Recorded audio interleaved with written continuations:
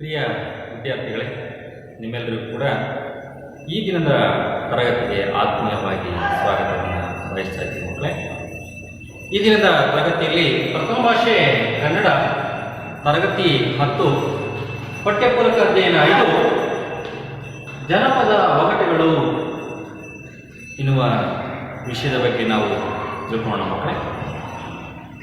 ನೋಡಿ, ನಮಗೆ ಕನ್ನಡ ಸಾಹಿತ್ಯದ ಶಿಷ್ಟ ಸಾಹಿತ್ಯ ಏನಿದೆ ಇವತ್ತು, ಇದಕ್ಕೆ ಪೂರಕವಾಗಿರ್ತಕ್ಕಂತಹ ವಾತಾವರಣವನ್ನು ನಿರ್ಮಾಣ ಮಾಡುವ ಸಾಹಿತ್ಯ ಯಾವುದಪ್ಪ ಅಂತಂದರೆ ಜನಪದ ಸಾಹಿತ್ಯ.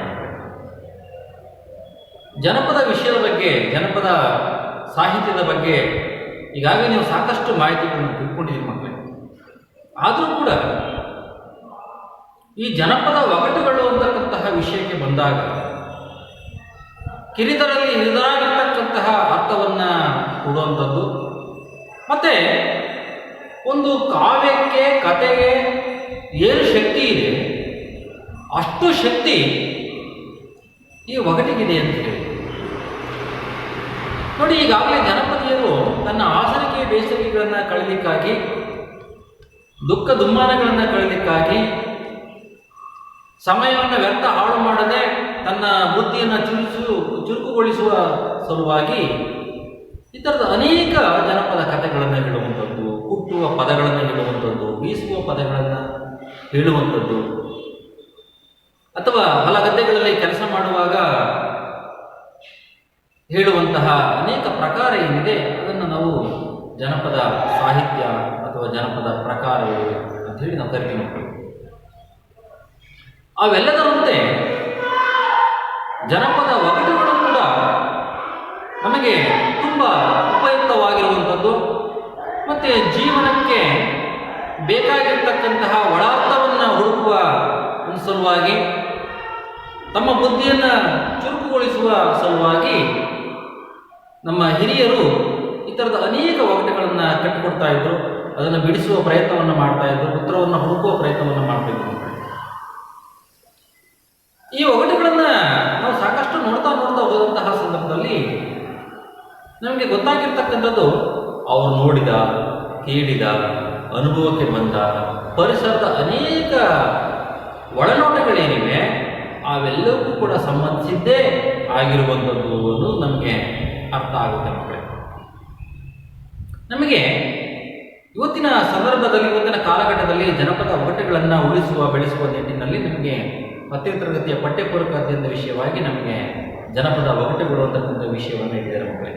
ಪರೀಕ್ಷಾ ದೃಷ್ಟಿಯಿಂದ ಕೂಡ ಬಹಳ ಮುಖ್ಯವಾಗಿರ್ತಕ್ಕಂಥದ್ದು. ಹಾಗೆ ನಮ್ಮ ಬದುಕಿನ ಒಂದು ಆಸರಿಗೆ ಬೇಸರಿಕೆಗಳನ್ನು ಕಳೆಯುವ ನಿಟ್ಟಿನಲ್ಲಿ ಇವತ್ತಿನ ಏನು ಮೊಬೈಲ್ ಯುಗಗಳಲ್ಲಿ, ದೂರದರ್ಶನದ ಒಂದು TV ಮಾಧ್ಯಮಗಳಲ್ಲಿ ನಾವು ಬರೀ ಅದಕ್ಕಾಗಿಯೇ ನಾವು ಮೀಸಲಿಡ್ತಾ ಇದ್ದೀವಿ ಬಿಟ್ಟರೆ, ಈ ಥರದ ಅನೇಕ ಜನಪದ ವಿಷಯಗಳನ್ನು ಕತೆ ಕೇಳುವಂಥದ್ದು, ಆಡುವಂಥದ್ದು, ಈ ಥರದ ಒಗಟುಗಳನ್ನು ಬಿಡಿಸುವಂಥದ್ದು, ಇದರಿಂದ ನಮ್ಮ ಬುದ್ಧಿಗೆ, ಶರೀರಕ್ಕೆ ಒಂದು ಉಪಯುಕ್ತವಾಗಿರ್ತಕ್ಕಂತಹ ಒಂದು ಕೆಲಸ ಆಗುತ್ತೆ ಅನ್ನುವ ವಿಷಯದ ನಿಟ್ಟಿನಲ್ಲಿ ನಾವು ಈ ದಿನದ ತರಗತಿಯನ್ನು ತಿಳ್ಕೊಬೇಕು ಮಕ್ಕಳೇ. ನೋಡಿ, ನಮ್ಮ ಜನಪದೀಯರು, ಹಿರಿಯರು ಪರಿಸರದಲ್ಲಿ ನೋಡಿರ್ತಕ್ಕಂತಹ ಅನೇಕ ಅಂಶಗಳನ್ನು ನಾವು ಆ ಜನಪದ ಒಗಟುಗಳ ಮೂಲಕ ಅದನ್ನು ಬಿತ್ತರಿಸುವ, ಹೇಳುವ, ಮತ್ತು ಪುನಃ ಅದರಿಂದ ಯೋಚನೆಯನ್ನು ಮಾಡಿ ಉತ್ತರವನ್ನು ಪಡೆಯುವ ನಿಟ್ಟಿಗೆ ಹೋಗ್ತಾ ಇದ್ದೇನೆ. ಅದಕ್ಕೆ ಸಾಕಷ್ಟು ವಿಚಾರಗಳನ್ನು ನೋಡೋದಾದರೆ, ನಾನು ಕೆಲವರು ನಿಮಗೆ ಜನಪದ ಒಗಟುಗಳನ್ನು ಕೇಳ್ತೀನಿ ಮಕ್ಕಳು, ಅದನ್ನು ನೀವು ಯೋಚನೆಯನ್ನು ಮಾಡಿ ನೀವು ಉತ್ತರವನ್ನು ಹೇಳೋದಕ್ಕೆ ಪ್ರಯತ್ನವನ್ನು ಮಾಡಬೇಕು. ಗಿಡ್ಡುಡುಗ ಅಡ್ಡ ಮಲಗಿದಾನೆ ಅಂತ ಹೇಳಿ ಇದನ್ನು ಬಿಡಿಸಿ ನೀವು. ಗಿಡ್ಡುಡುಗ ಅಡ್ಡ ಮಲಗಿದಾನೆ, ಬಿಡಿಸಿ ಯೋಚನೆ ಮಾಡಿ. ಯೋಚನೆ ಮಾಡಿ. ಮನೆಯ ಬಾಗಿಲಿನ ಹೊಸಲನ್ನು, ಅದಕ್ಕೆ ಉತ್ತರ ಹೊಸಲು ಅಂತ ಹೇಳಿ ಕರೀತೀವಿ. ಹಾಗೆ ಮತ್ತೆ ಯಾವಾಗಲೂ ಹಚ್ಚ ಹಸಿರಾಗಿರ್ತದೆ, ಬಿಡಿಸಿ ಒಗಟನ. ಯಾವಾಗಲೂ ಹಚ್ಚ ಹಸಿರಾಗಿರ್ತದೆ.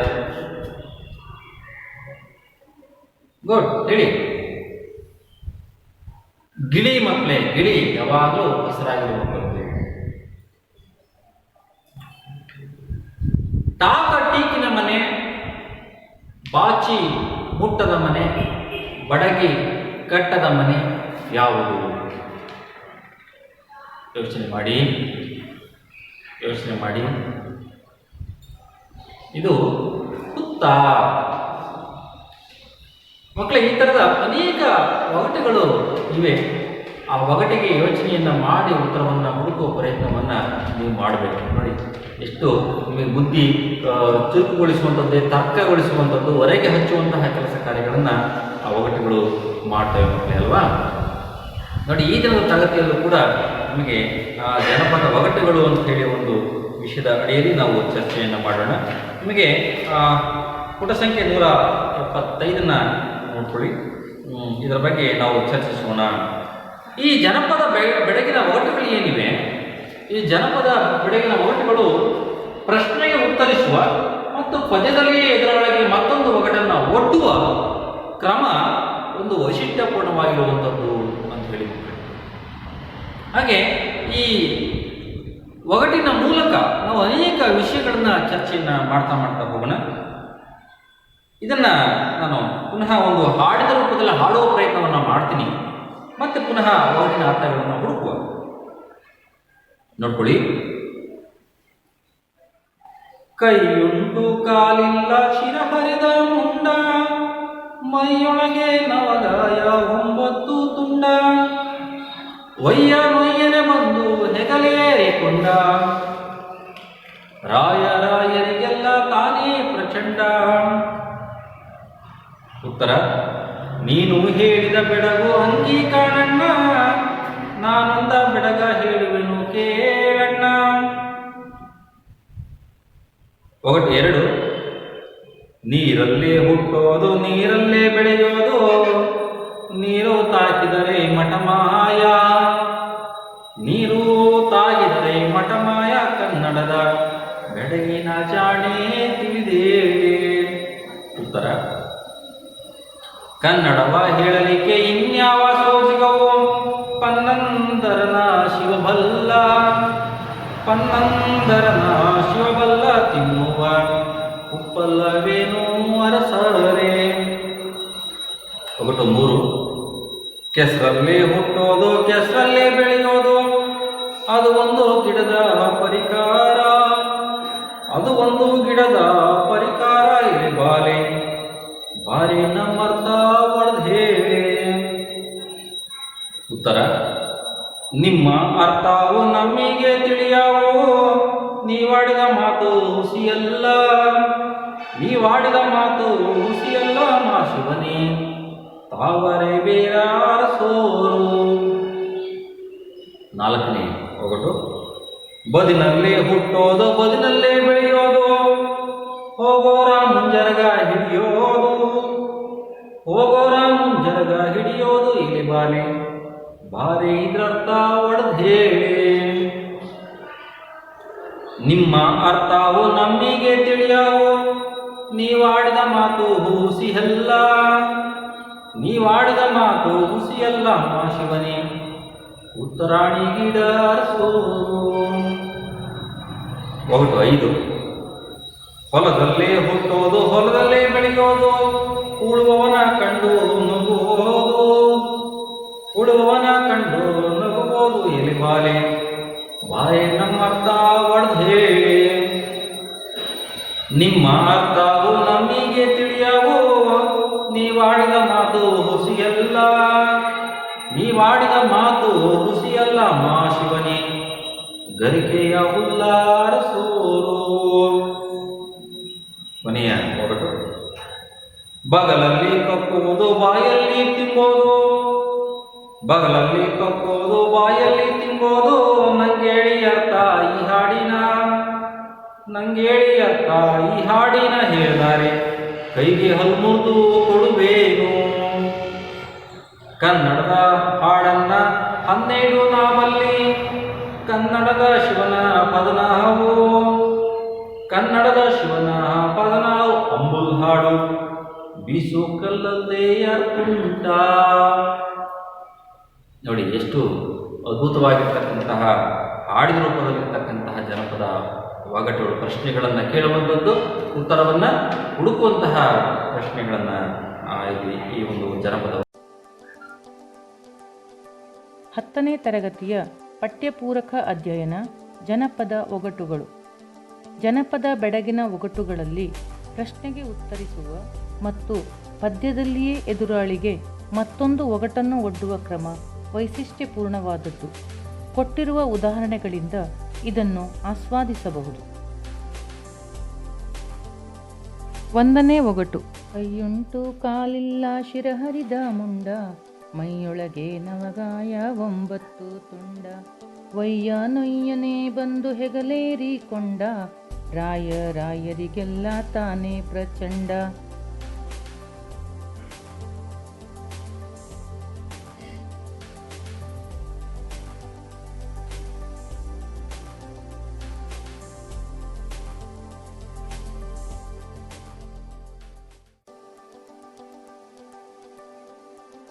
ನೀನು ಹೇಳಿದ ಬೆಡಗು ಅಂಗಿ ಕಾಣಣ್ಣ, ನಾನೊಂದ ಬೆಡಗ ಹೇಳುವೆನು ಕೇಳಣ್ಣ.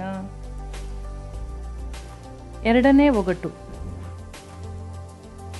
ನೀರಲ್ಲೇ ಹುಟ್ಟೋದು ನೀರಲ್ಲೇ ಬೆಳೆಯೋದು, ನೀರು ತಾಕಿದರೆ ಮಠಮಾಯ, ನೀರು ತಾಕಿದರೆ ಮಠಮಾಯ, ಕನ್ನಡದ ಬೆಡಗಿನ ಜಾಣೆ ತಿಳಿದೇಳೆ.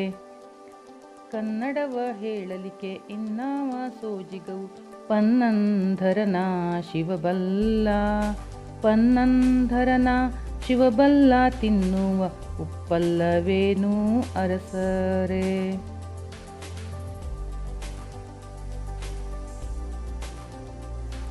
ಮೂರನೇ ಒಗಟು.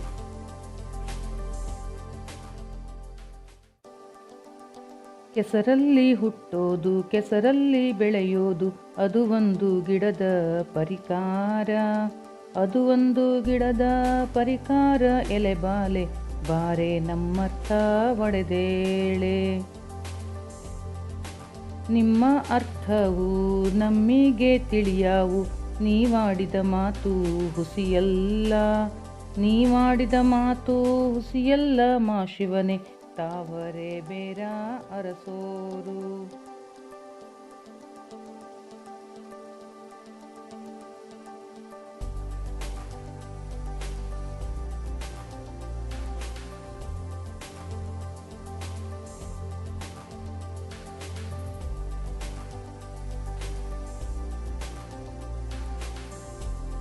ನಾಲ್ಕನೇ ಒಗಟು.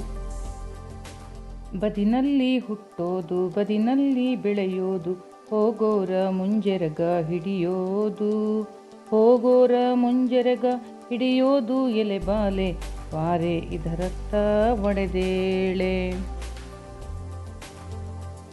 ನಿಮ್ಮ ಅರ್ಥವು ನಮ್ಮಿಗೆ ತಿಳಿಯಾವು, ನೀವಾಡಿದ ಮಾತು ಹುಸಿಯಲ್ಲ, ನೀವಾಡಿದ ಮಾತು ಹುಸಿಯಲ್ಲ, ಮಾ ಶಿವನೇ ಉತ್ರಾಣಿ ಗಿಡ ಅರಸೋರು. 5ನೇ ಒಗಟು. ಹೊಲದಲ್ಲಿ ಹುಟ್ಟೋದು ಹೊಲದಲ್ಲಿ ಬೆಳೆಯೋದು, ಉಳುವಾನ ಕಂಡು ನಗುವುದು, ಉಳುವಾನ ಕಂಡು ನಗುವುದು, ಎಲೆಬಾಲೆ ಬಾರೆ ನಮ್ಮರ್ಥ ಒಡೆದೇಳೆ.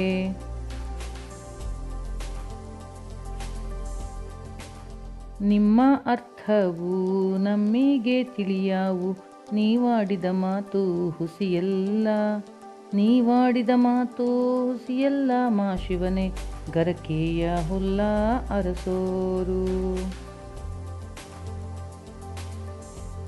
6ನೇ ಒಗಟು.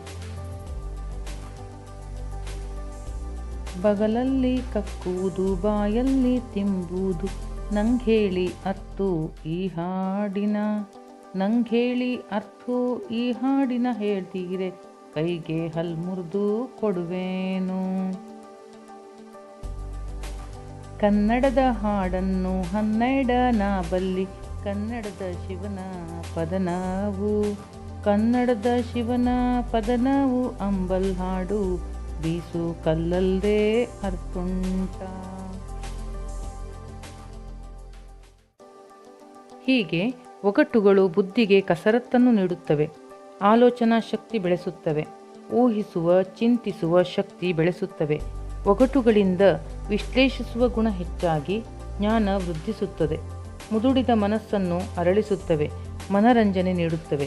ಹೀಗೆ ಒಗಟುಗಳಿಂದ ಶೈಕ್ಷಣಿಕ ನೋಡಿ, ಈ ಜನಪದ ಒಗಟುಗಳಲ್ಲಿಯೇ ಅನೇಕ ಒಗಟುಗಳನ್ನು, ಅನೇಕ ರೀತಿಯ ಒಗಟುಗಳನ್ನು ನಾವು ನೋಡ್ತೀವಿ ಮಕ್ಕಳೇ. ತಾರ್ಕಿಕ ರೀತಿಯಲ್ಲಿ ಇರ್ತಕ್ಕಂಥ ಒಗಟುಗಳು, ಬುದ್ಧಿಯ ಆಲೋಚನೆಗೆ ಕಸರತ್ತಿಗೆ ಸಂಬಂಧಪಟ್ಟಂತಹ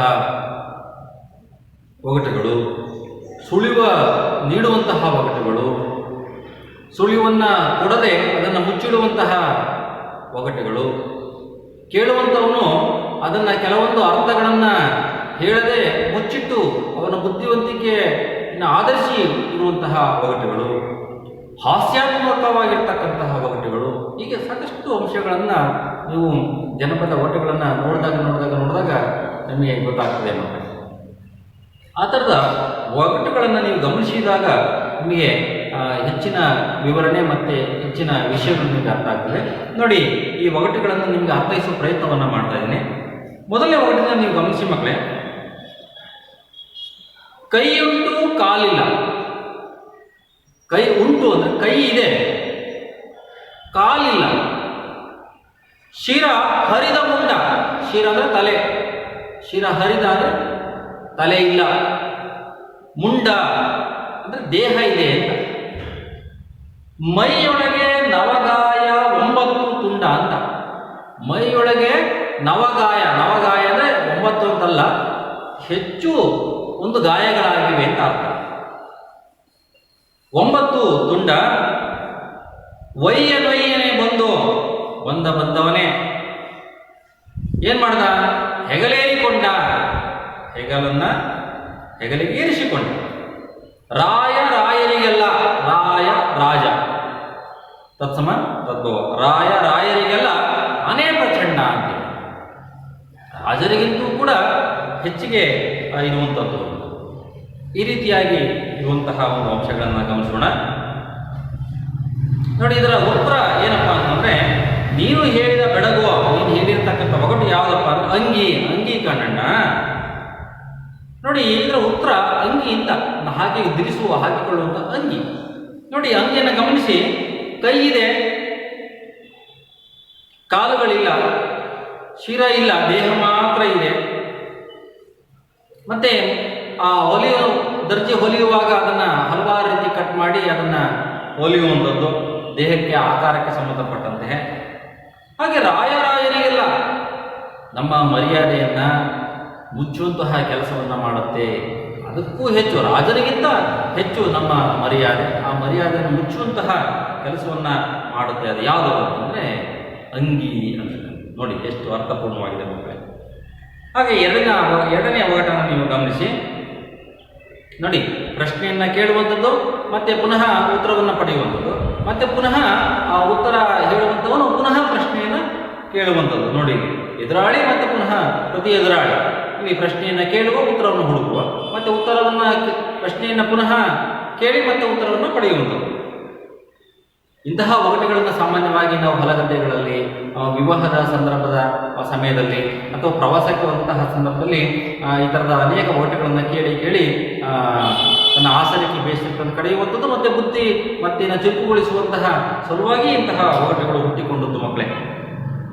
ಎರಡನೇ ಒಗಟನ್ನು ಗಮನಿಸಿ. ನೀರಲ್ಲೇ ಹುಟ್ಟೋದು, ನೀರಲ್ಲೇ ಬೆಳೆಯೋದು, ನೀರು ತಾಕಿದರೆ ಮಠಮಾಯ. ನೀರು ತಾಕಿದರೆ ಮಠಮಾಯ, ಕನ್ನಡದ ಬೆಳಗಿನ ಜಾಣೆ ತಿಳಿದೇಳೆ. ಇದು ಉತ್ತರವನ್ನು ಗಮನಿಸಿ ನೀವು. ಕನ್ನಡವ ಹೇಳಲಿಕ್ಕೆ ಇನ್ಯಾವ ಸೋಜಿಗ, ಪನ್ನಂದರನ ಶಿವಬಲ್ಲ, ತಿನ್ನುವ ಉಪ್ಪಲ್ಲ. ಉಪ್ಪು ಇದರ ಉತ್ತರ ಅಂತ. ಪ್ರಶ್ನೆ ಗಮನಿಸಿ. ನೋಡಿ, ಇಲ್ಲಿ ನೀರಲ್ಲೇ ಹುಟ್ಟುತ್ತೆ, ನೀರಲ್ಲಿ ತಯಾರು ಮಾಡುವಂಥದ್ದು, ಹುಟ್ಟುವಂಥದ್ದು, ಮತ್ತೆ ನೀರಲ್ಲೇ ಅದು ತನ್ನ ಬದುಕನ್ನು ಸಾಗಿಸುತ್ತೆ. ಆದರೆ ಪುನಃ ನೀರು ಅದಕ್ಕೆ ತಾಗಿದರೆ ತಕ್ಷಣ ಅದು ಮಾಯವಾಗುತ್ತೆ, ಅದು ಇರೋದಿಲ್ಲ. ಏನಿದಕ್ಕೆ? ಕನ್ನಡದ ಬೆಳಗಿನ ಜಾಣೆ ತಿಳಿದೇಳೆ. ಕನ್ನಡ ಭಾಷೆಯ ಅಭಿಮಾನ, ಕನ್ನಡದ ಜಾಣೆ, ಕನ್ನಡ ಭಾಷೆಯ ಅಭಿಮಾನ ಹೊಂದಿರುವವಳೆ. ಇದನ್ನು ತಿಳಿದು ಉತ್ತರವನ್ನು ಹೇಳು. ಮತ್ತೆ ಕನ್ನಡ ಭಾಷೆಯನ್ನು ಹೇಳಲಿಕ್ಕೆ ಯಾಕೆ ಸೋಜಿಗ, ಆಶ್ಚರ್ಯ ಯಾಕೆ? ಕನ್ನಡ ಭಾಷೆಯಲ್ಲಿಯೇ ನಾನು ಹೇಳ್ತೀನಿ, ಮತ್ತೆ ನೋಡಿ, ಜನಪದಿಯರು ನನಗೆ ಆರಾಧ್ಯವಾಗಿ ಶಿವನನ್ನ ನೆನೆಯುವಂಥದ್ದು ಮತ್ತೆ ಉತ್ತರವನ್ನ ಹೇಳುವಂಥದ್ದು ಎರಡೂ ಕೂಡ ಈ ನಾವು ಅಂಶವನ್ನ ಗಮನಿಸ್ತೀವಿ. ಮತ್ತೆ ನಮ್ಮ ಕನ್ನಡ ಭಾಷೆಯ ಒಂದು ಆರಾಧ್ಯ ದೈವವಾಗಿರ್ತಕ್ಕಂತಹ ಕನ್ನಡ ಭಾಷೆ ಅಭಿಮಾನವೂ ಕೂಡ ಮತ್ತು ಕನ್ನಡ ಮಾತಿಗೂ ಕೂಡ ಹೊಂದಿಸುವಂಥದ್ದು ಮತ್ತೆ ಶಿವನಿಗೂ ಹೊಂದಿಸುವಂಥದ್ದು ಮತ್ತೆ ಉತ್ತರವನ್ನು ಹುಡುಕುವಂಥ ಪ್ರಯತ್ನವನ್ನು ಇಲ್ಲಿ ಮಾಡ್ತಾ ಇದ್ದಾರೆ. ನೋಡಿ, ನೀರು ತಾಗಿದರೆ ಮಾಯ ಆಗ್ತದೆ, ಹಾಗಾದ್ರೆ ಏನದು? ಉಪ್ಪು ಅಲ್ವಾ? ಇದರ ಉತ್ತರ ಏನಪ್ಪ ಅಂದ್ರೆ ಉಪ್ಪು. ಉಪ್ಪು ನೋಡಿ ಮಕ್ಕಳೇ, ನೀರಲ್ಲಿ ಹುಟ್ಟುತ್ತೆ, ನೀರಲ್ಲಿ ತಯಾರು ಮಾಡುವಂಥದ್ದು, ಸಮುದ್ರದ ನೀರಿನಲ್ಲಿ ತಯಾರು ಮಾಡುವಂಥದ್ದು ಉಪ್ಪು. ಮತ್ತೆ ಅದಕ್ಕೆ ಆ ಉಪ್ಪಿಗೆ ನೀರನ್ನು ತಾಗಿದ್ರೆ ಅದು ಕರಗೋಗ್ತದೆ, ಅದು ಇರೋದಿಲ್ಲ ಅಂತಕ್ಕಂಥದ್ದು ಅರ್ಥವನ್ನ ಈ ಒಗಟು ಹೇಳ್ತದೆ. ಮೂರನೇ ಒಗಟನ್ನ ಗಮನಿಸಿ. ಕೆಸರಲ್ಲೇ ಹುಟ್ಟುವುದು, ಕೆಸರಲ್ಲೇ ಬೆಳೆಯೋದು, ಅದು ಒಂದು ಗಿಡದ ಪರಿಕರ. ಎಲೆಬಾಲೆ ಬಾರೆ ನಮ್ಮ ಅರ್ಥ ಒಡೆದು ಹೇಳಿ, ಬಿಡಿಸಿ ಹೇಳಿ. ನಿಮ್ಮ ಅರ್ಥ ನಮಗೆ ತಿಳಿಯವು, ನೀವು ಆಡಿದ ಮಾತು ಹುಸಿಯಲ್ಲ, ಸುಳ್ಳಲ್ಲ, ಮಾಶಿವನೇ ತಾವರೇ ಬೇರಾದವರು. ನೋಡಿ, ಉತ್ತರ ಏನಪ್ಪ ಅಂದ್ರೆ ತಾವರೇ ಬೇರು, ತಾವರೇ ಹೂವು ಅಂತಕ್ಕಂಥದ್ದು. ಏನು? ಕೆಸರಲ್ಲೇ ಹುಟ್ಟುತ್ತೆ. ಎಲ್ಲ ಹಳ್ಳಿಗಳಲ್ಲಿ ಕೆರೆಗಳಲ್ಲಿ ನೋಡಿದಾಗ ಗಮನಿಸುತ್ತೀವಿ ನೀವು, ಕೆಸರಲ್ಲೇ ಹುಟ್ಟುತ್ತೆ, ಕೆಸರಲ್ಲೇ ಬೆಳೆಯುತ್ತೆ. ಅದು ಒಂದು ಗಿಡದ ಒಂದು ಪ್ರಕಾರಕ್ಕೆ ಸೇರುವ, ಗಿಡದ ವಿಧ, ಗಿಡದ ವಿಧಕ್ಕೆ ಸೇರುವಂಥದ್ದು ಎಲೆಬಾಲೆ. ಹಾಗಾದ್ರೆ ನೋಡು, ಇದರ ಅರ್ಥವನ್ನು ನೀನು ಒಡೆದು ಬಿಡಿಸಿ ಯೋಚನೆ ಮಾಡಿ ಸರಿ ಉತ್ತರವನ್ನು ಹೇಳಿ ನೋಡೋಣ. ಹಾಗಾದ್ರೆ ಕೇಳು, ಅದಕ್ಕೆ ಉತ್ತರ ಏನಪ್ಪ ಅಂತಂದ್ರೆ, ನನಗೆ ಇದರ ಅರ್ಥ ನನಗೆ ಗೊತ್ತಿದೆ, ನಮಗೆ ತಿಳಿಯಾವು ಅಂದ್ರೆ ಇದರ ಅರ್ಥ ನನಗೆ ಗೊತ್ತಿದೆ, ಪ್ರಶ್ನೆಗೆ ಅರ್ಥ ಗೊತ್ತಿದೆ. ನೀವು ಆಡಿದ ಮಾತು ಹುಸಿಯಲ್ಲ, ನೀವು ಆಡಿರ್ತಕ್ಕಂಥ ಮಾತು ಹುಸಿ ಸುಳ್ಳು ಅಲ್ಲ, ಸತ್ಯ, ನಿಜನೇ.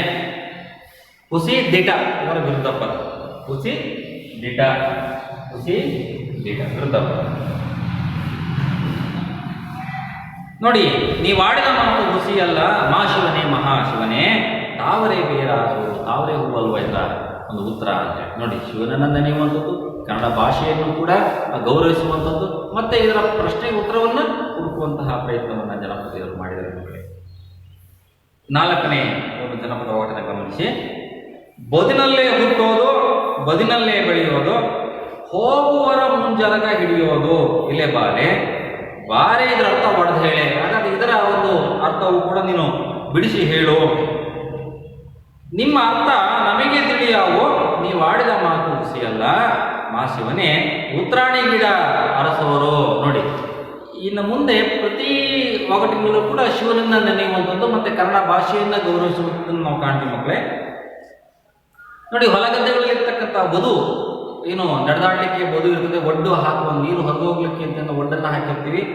ಆ ಬದುಗಳಲ್ಲಿ ಹುಟ್ಟುವಂಥದ್ದು ಮತ್ತೆ ಬೆಳೆಯುವಂಥದ್ದು ಮತ್ತೆ ಆ ಬುಟ್ಟಿಯನ್ನು ಹೊತ್ಕೊಂಡು ಹೋಗುವಾಗ ಅಥವಾ ಅದರ ಸುತ್ತ ಹೊಲಗದ್ದೆಗಳು ತಿರುಗಾಡುವಾಗ ಮುಂಜರಗು, ಮುಂದಿನ ಸೆರಗನ್ನ ಅದು ಹಿಡಿದು ಎಳೆದಂತೆ ನಮಗೆ ಭಾಸ ಆಗ್ತದೆ.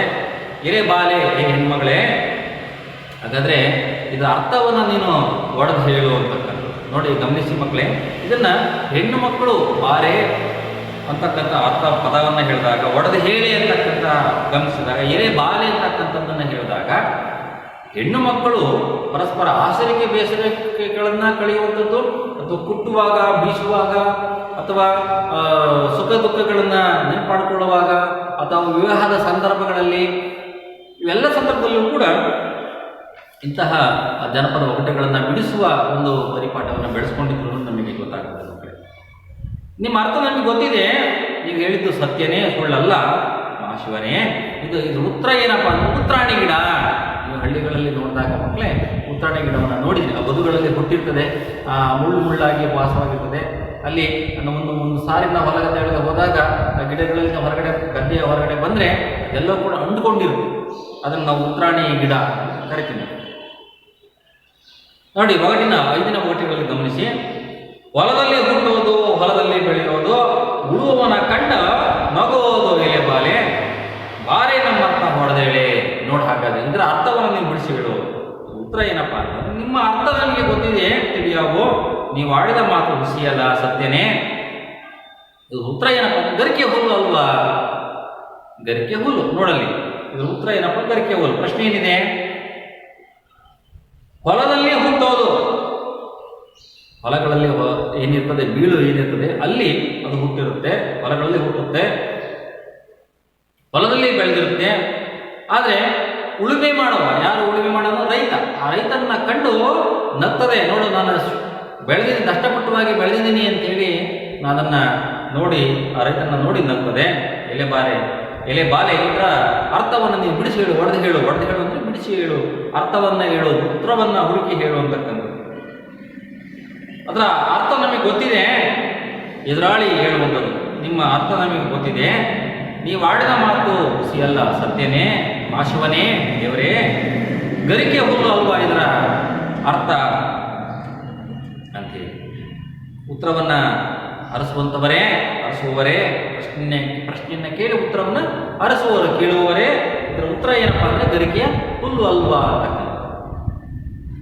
ಕೊನೆಯ ವರ್ಡನ್ನು ಗಮನಿಸಿ. ಬಗಲಲ್ಲೇ ಕಕ್ಕುವುದು, ಬಾಯಲ್ಲಿ ತಿಂಬುವುದು, ನಂಗೆ ಹೇಳಿ ಅರ್ಥ ಈ ಹಾಡಿನ ಹೇಳಿದರೆ ಕೈಗೆ ಹಲ್ಲು ಕೊಡುವೇನೋ. ಈ ವರ್ಡಿನ ಅರ್ಥ ಹೇಳಬೇಕು ಅನ್ನೋದಾದ್ರೆ ಉತ್ತರ ಏನಪ್ಪ ಅಂತಂದ್ರೆ, ಕನ್ನಡದ ಹಾಡನ್ನ 12 ನಾವಲ್ಲಿ ಕನ್ನಡದ ಶಿವನ ಅದು ನಾವು ಅಂಬುಲ್ ಹಾಡು, ಬೀಸೋ ಕಲ್ಲು ಅಲ್ಲದೆ ಅರ್ಥ ಉಂಟ.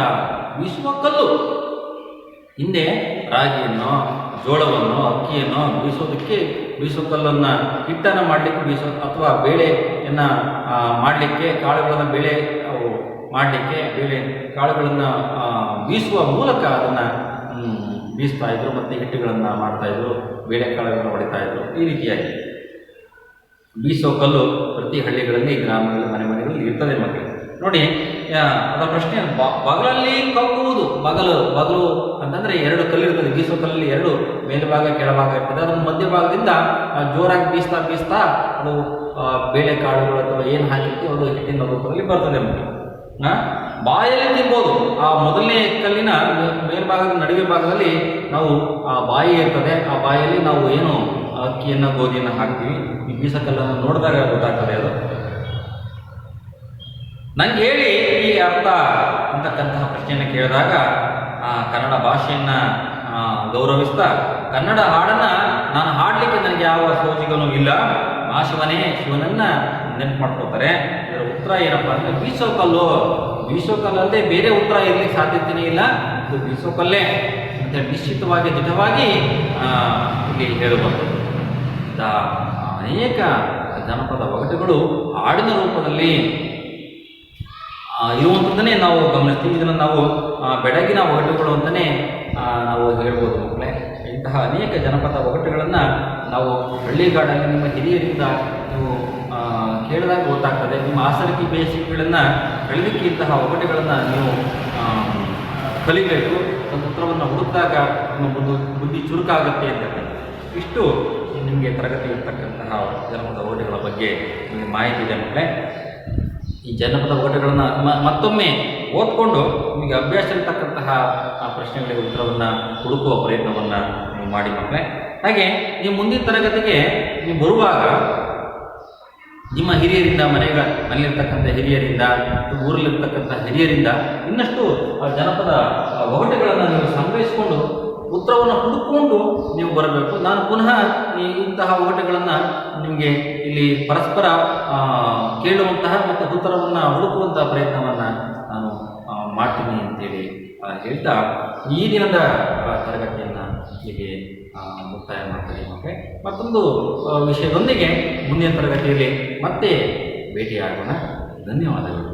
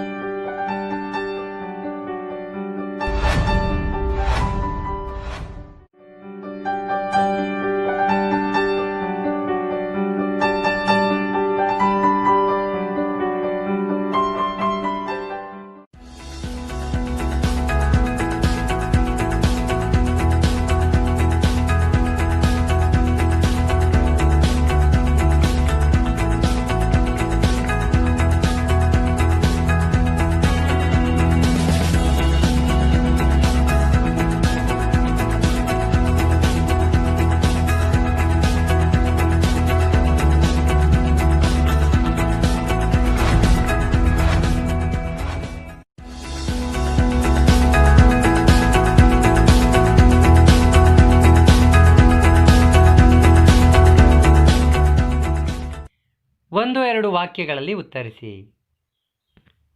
ಮೊದಲ ಪ್ರಶ್ನೆ, ಅಂಗಿ ಎಂಬ ಉತ್ತರ ಬರುವ ಬೆಡಗಿನ ಪ್ರಶ್ನೆಯನ್ನು ತಿಳಿಸಿ. ಇದಕ್ಕೆ ಉತ್ತರ, ಕೈಯುಂಟು ಕಾಲಿಲ್ಲ ಶಿರಹರಿದ ಮುಂಡ, ಮೈಯೊಳಗೆ ನವಗಾಯ 9 ತುಂಡ, ಒಯ್ಯನೊಯ್ಯನೆ ಬಂದು ಹೆಗಲೇರಿಕೊಂಡ, ರಾಯರಿಗೆಲ್ಲ ತಾನೇ ಪ್ರಚಂಡ. ಇದು ಅಂಗಿ ಎಂಬ ಉತ್ತರ ಬರುವ ಬೆಡಗಿನ ಪ್ರಶ್ನೆ. ಮುಂದೆ 2ನೆಯ ಪ್ರಶ್ನೆ, ಉಪ್ಪಿನ ವಿಶೇಷತೆ ಒಗಟಿನಲ್ಲಿ ಹೇಗೆ ವ್ಯಕ್ತವಾಗಿದೆ? ಉತ್ತರ, ಉಪ್ಪು ಸಮುದ್ರದ ನೀರಿನಲ್ಲಿ ಹುಟ್ಟುತ್ತದೆ. ಪುನಃ ಅದಕ್ಕೆ ನೀರು ತಾಗಿಸಿದರೆ ಕರಗಿ ಮಾಯವಾಗಿ ನೀರಿನಲ್ಲಿ ಬೆರೆತು ಹೋಗುತ್ತದೆ.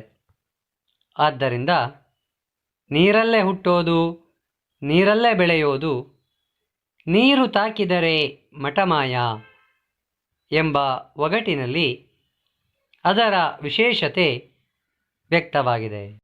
ಮುಂದೆ ಮೂರನೆಯ ಪ್ರಶ್ನೆ, ಕೆಸರಿಗೂ ಕಮಲಕ್ಕೂ ಇರುವ ಸಂಬಂಧವನ್ನು ಒಗಟು ಹೇಗೆ ವಿವರಿಸುತ್ತದೆ? ಉತ್ತರ: ಕೆಸರಲ್ಲಿ ಹುಟ್ಟೋದು, ಕೆಸರಲ್ಲಿ ಬೆಳೆಯೋದು, ಅದು ಒಂದು ಗಿಡದ ಪರಿಕಾರ. ಎಲೆಬಾಲೆ ಬಾರೆ ನಮ್ಮರ್ಥ ಒಡದೇಳೆ ಎಂಬ ಈ ಒಗಟು ಹೇಳುವಂತೆ ಕಮಲ ಕೆಸರಿನಲ್ಲಿ ಹುಟ್ಟಿ ಕೆಸರಿನಲ್ಲಿ ಬೆಳೆಯುವುದು. ಕೆಸರಿಲ್ಲದಿದ್ದರೆ ಕಮಲವಿಲ್ಲ. ಕೆಸರೇ ಕಮಲಕ್ಕೆ ಜೀವ. ಆದ್ದರಿಂದ ಕೆಸರಿಗೂ ಕಮಲಕ್ಕೂ ಇರುವ ಸಂಬಂಧದ ಬಗ್ಗೆ ಈ ಒಗಟು ವಿವರಿಸುತ್ತದೆ. ಮುಂದೆ ನಾಲ್ಕನೆಯ ಪ್ರಶ್ನೆ, ಹೊಲದಲ್ಲಿ ಹುಟ್ಟಿದ ಉತ್ತರಾಣಿ ಹಾಗೂ ಗರಿಕೆ ಕೊಡುವ ತೊಂದರೆಯನ್ನು ಒಗಟುಗಳು ಹೇಗೆ ವಿವರಿಸುತ್ತವೆ? ಉತ್ತರ: ಉತ್ತರಾಣಿ ಎಂಬ ಗಿಡ ಬದಿನಲ್ಲಿ ಹುಟ್ಟುತ್ತದೆ. ಬದಿನಲ್ಲಿ ಓಡಾಡುವವರ ಬಟ್ಟೆಯನ್ನು ಅದರಲ್ಲಿನ ಮುಳ್ಳುಗಳು ಹಿಡಿಯುತ್ತವೆ.